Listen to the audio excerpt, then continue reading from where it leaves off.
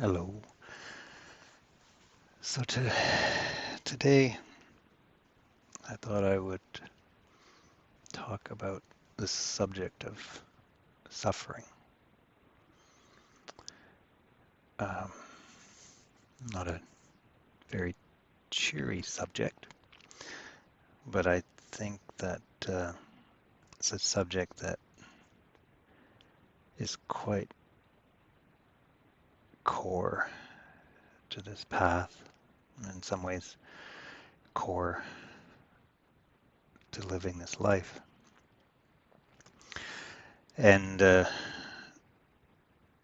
I'll just start again by saying that this is just my opinion based on my experience, my exploration of the idea of suffering, um, how it's how I've interpreted the teachings. So it's kind of a mix of that. It's just basically um, here's my take on it, and check it out for yourself. And yeah, if it resonates with you, if it resonates with your experience, um, then great. If not, um, then yeah, I wish you all the best in finding something that does resonate with you and brings you to what you're looking for. So, suffering.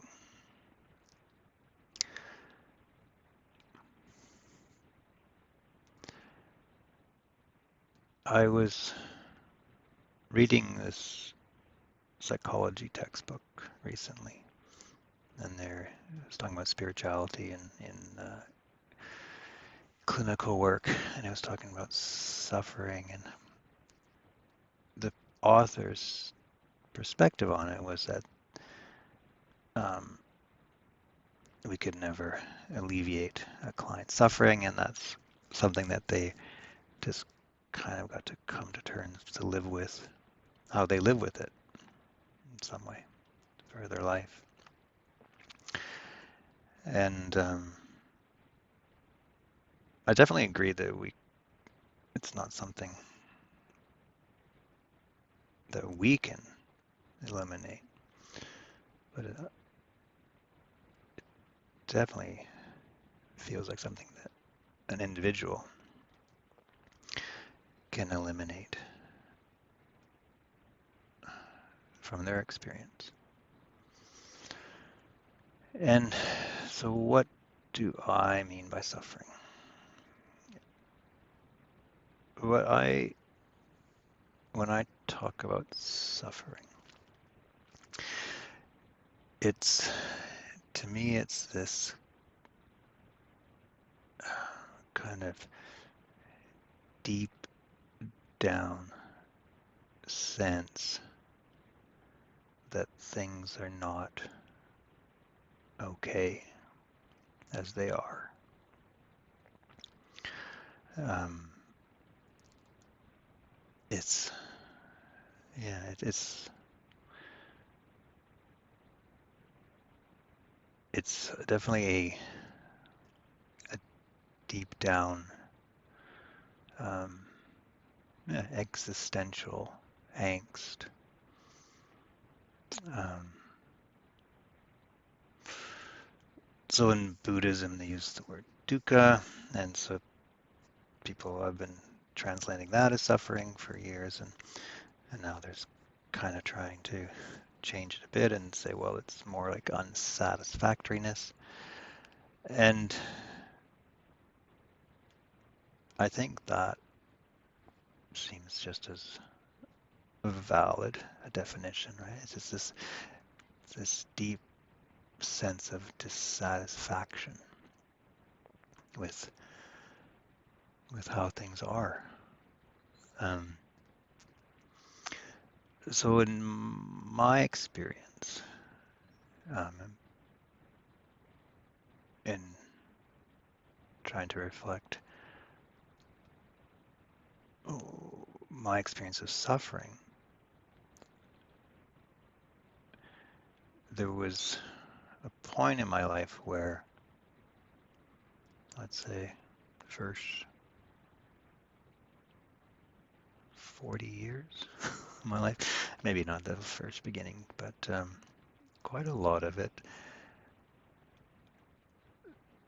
suffering was my default experience. That there was just this sense that things were not okay, and I would have experiences where I would feel like things were absolutely okay and be very happy, sometimes very blissful, but it's like it would take an effort to experience that, and when I was done exerting the effort or the energy wear out or time or whatever, I would get pulled back into this default state that that I keep saying this, but that things are not okay. That it's not very restful, and there's an ongoing agenda to somehow change what's being experienced. And I mean, so that's this kind of a spectrum of that, where I think for some people it could be just very, very prominent and then very consistent. And as for others, it can just kind of be this lower, constant, nagging itch in a way that just won't go away. And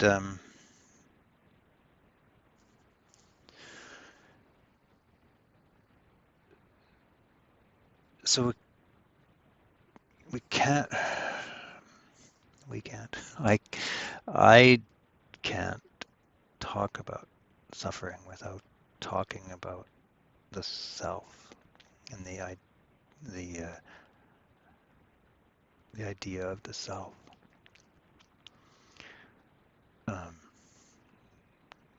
One of my teachers, he's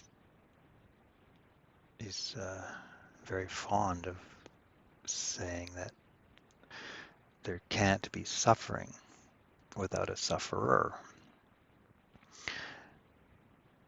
And at any point that the sufferer is seen as the illusion that it is, and then suffering evaporates.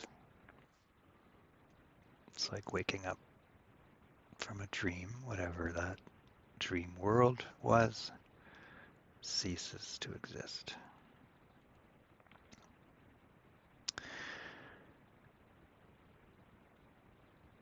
And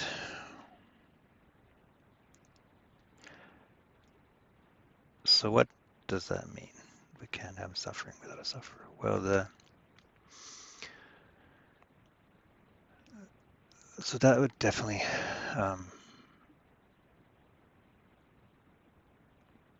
correspond with my experience, that once the self was seen through the illusionary story of identity, of self, of the me,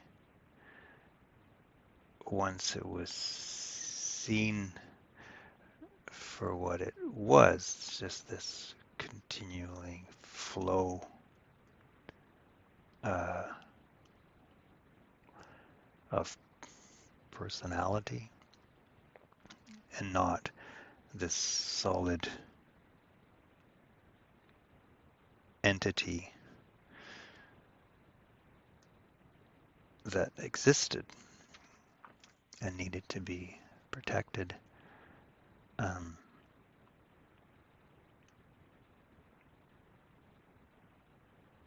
Whenever that is seen through, suffering is also, I would say suffering is seen through, but suffering is evaporates.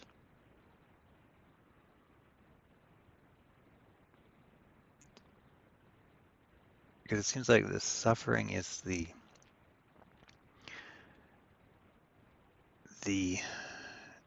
angst of trying to hold together the identity, the story. So in my case, it was the story of Sean.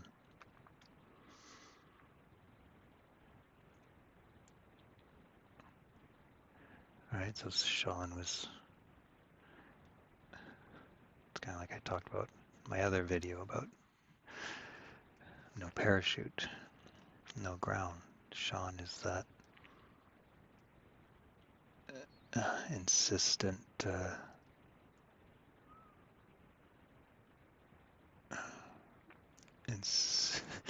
insistent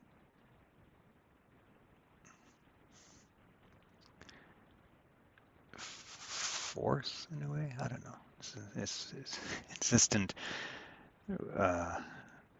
determination to create a story and build ground, build a structure, right? So there's the structure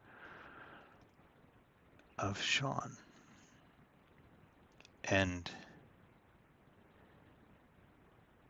I mean, it doesn't exist as a structure, but there's a kind of a story that goes on in our minds that it does exist as a structure.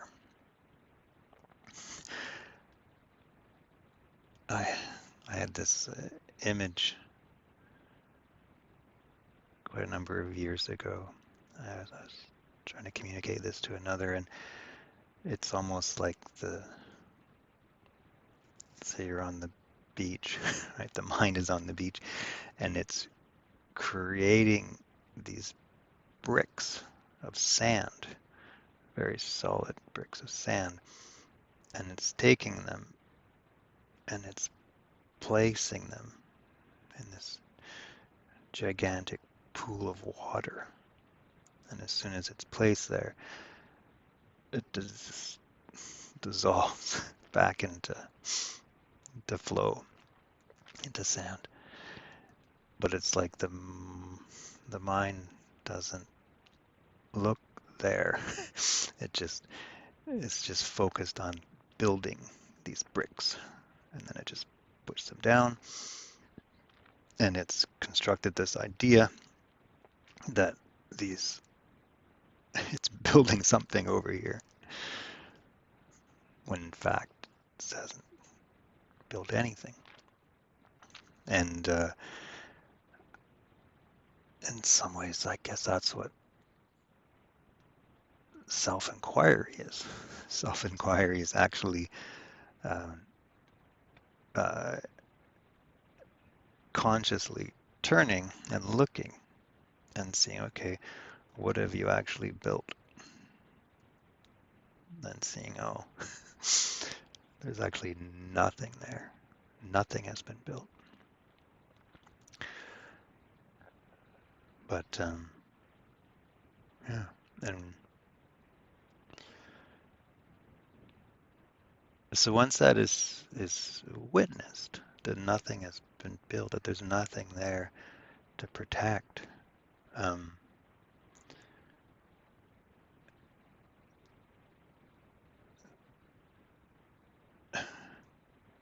then that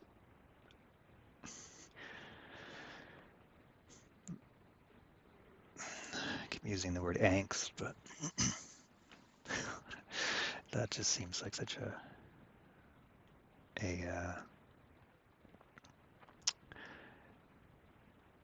apropos word, right? Because there's that angst disappears and falls away.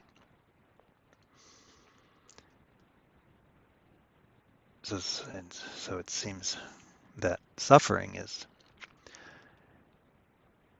that energy, that insistency in constructing something and putting it down, or building it, imagining that we're building it, and at the same time there's kind of this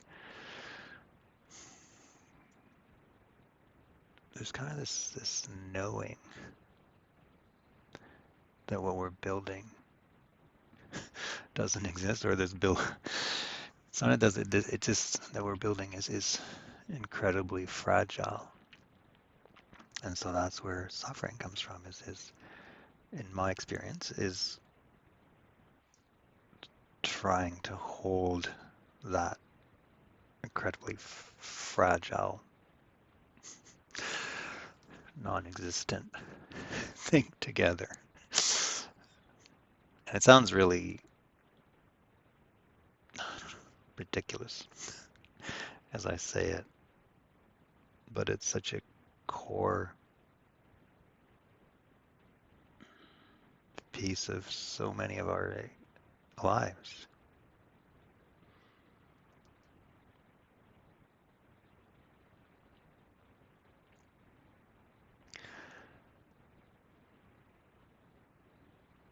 I mean,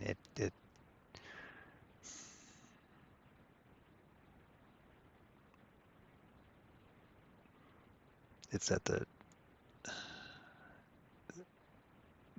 core of all addictions.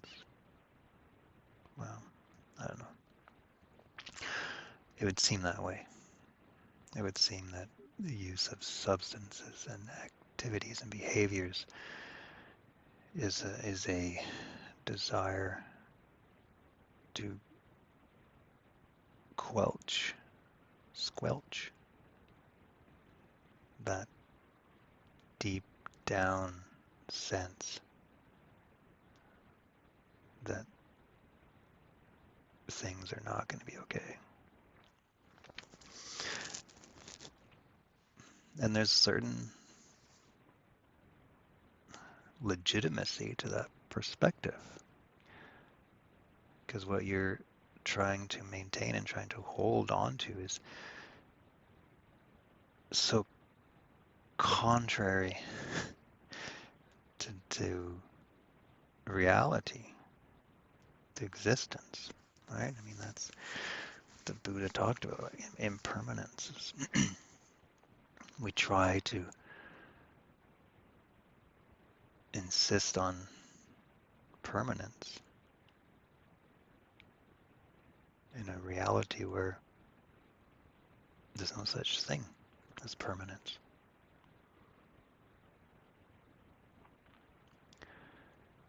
So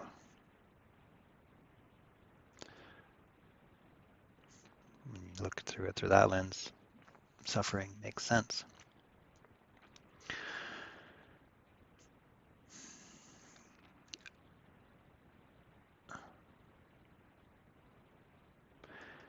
And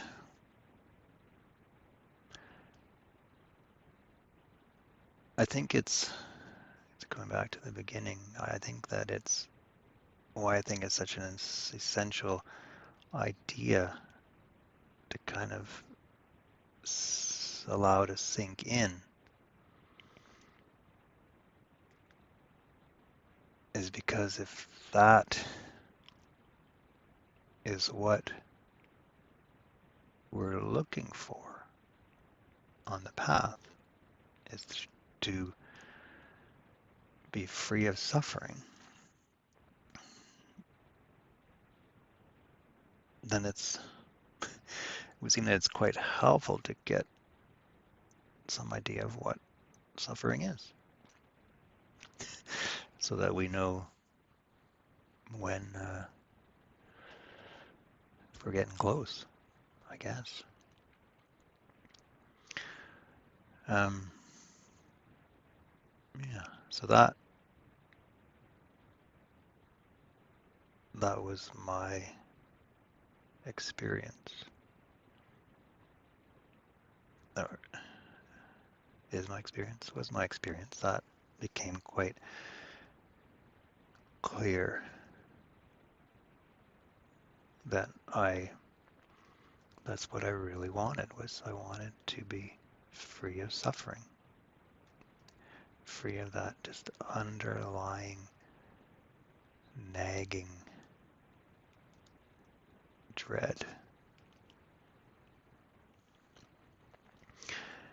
And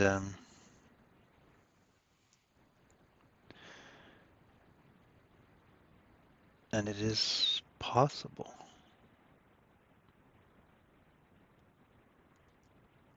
I mean, it's been my experience for at least the last 10 years.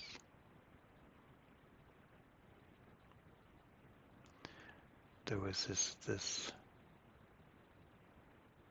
point where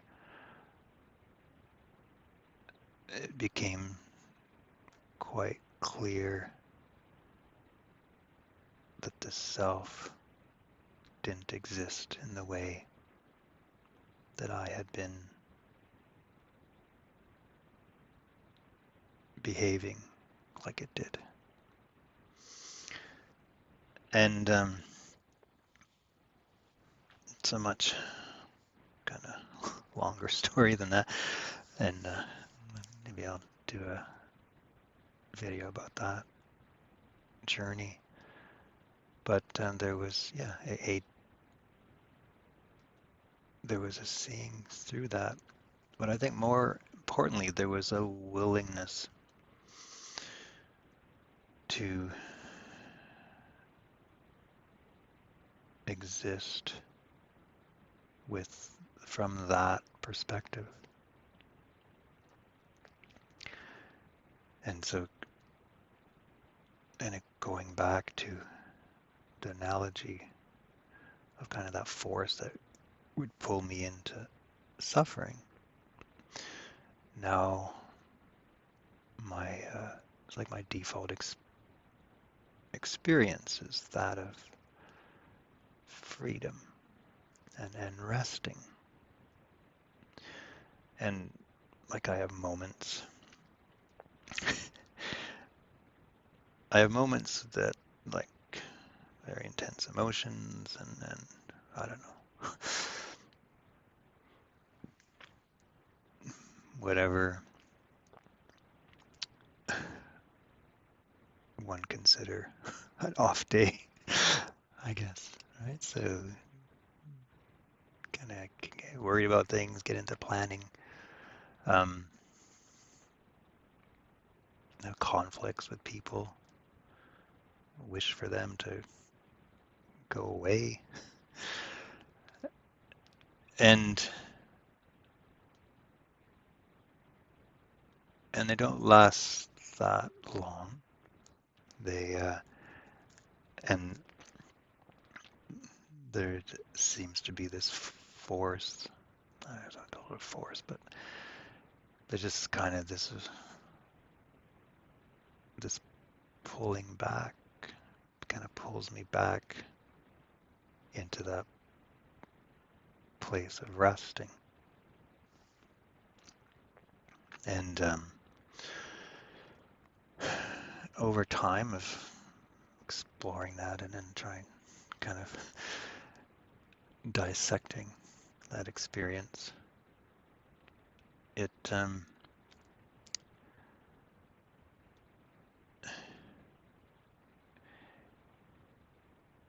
it just seems like these things happen in our life, and the mind tells a story about Sean and how things should be for Sean, and things shouldn't be that way, and things, you know, should be this way, and and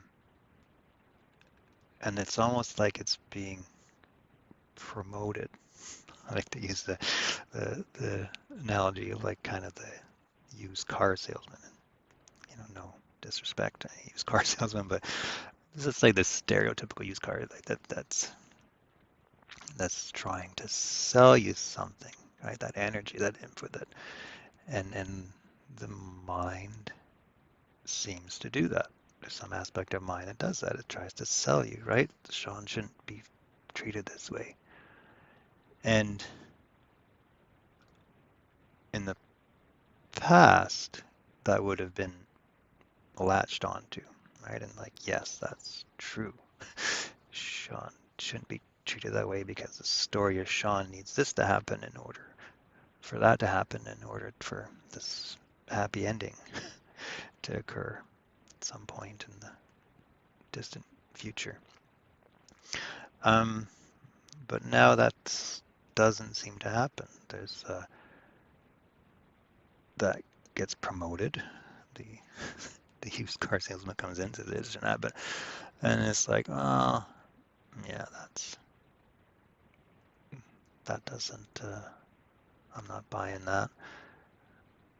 And it's just kind of this sense that letting go is much more beneficial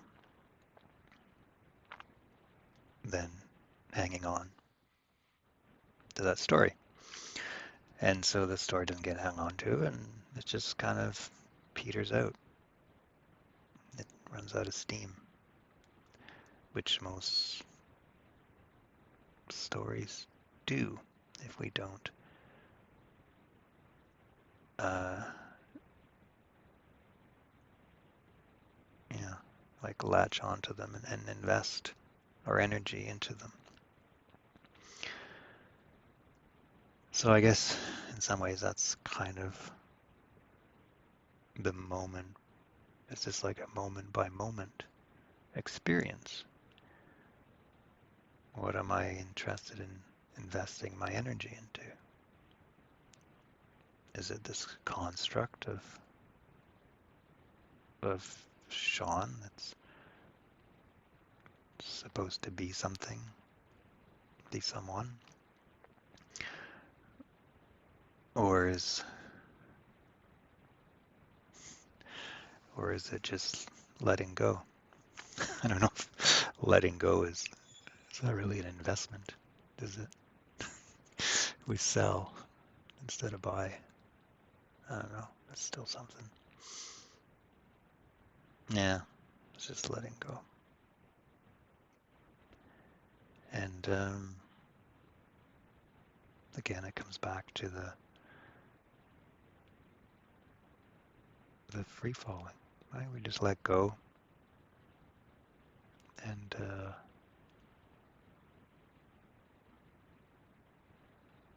allow the beingness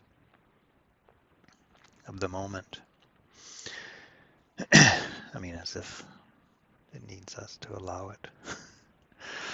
But anyways, that's the way to talk about it. So, yeah,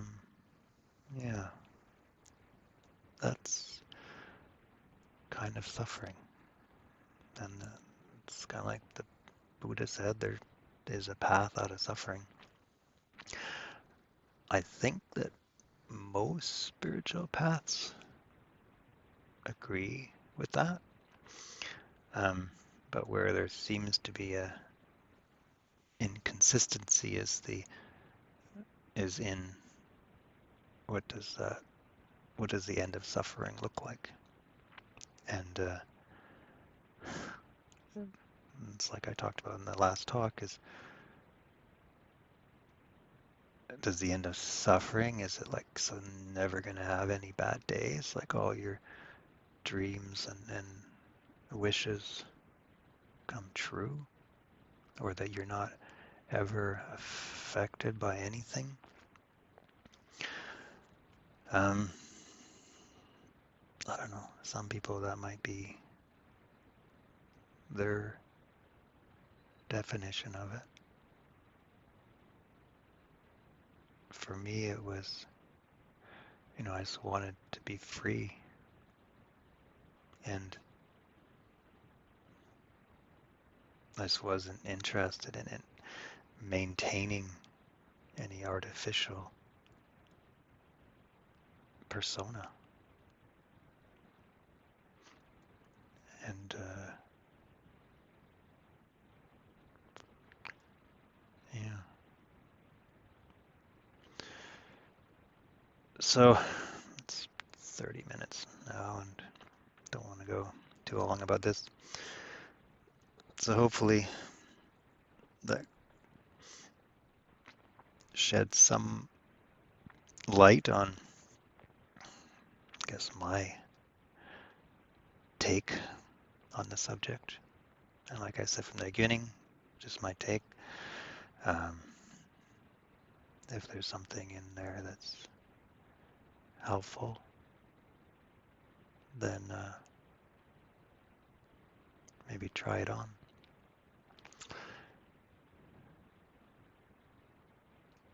I mean, there's just so many teachers that have said that freedom is available to us here and now. And I don't know, maybe they should have been a bit more specific about what that freedom looks like. And some do, and that's the teachers that I resonate with. Yeah, so that's a little bit on suffering. So thanks for watching, and wish you all good things.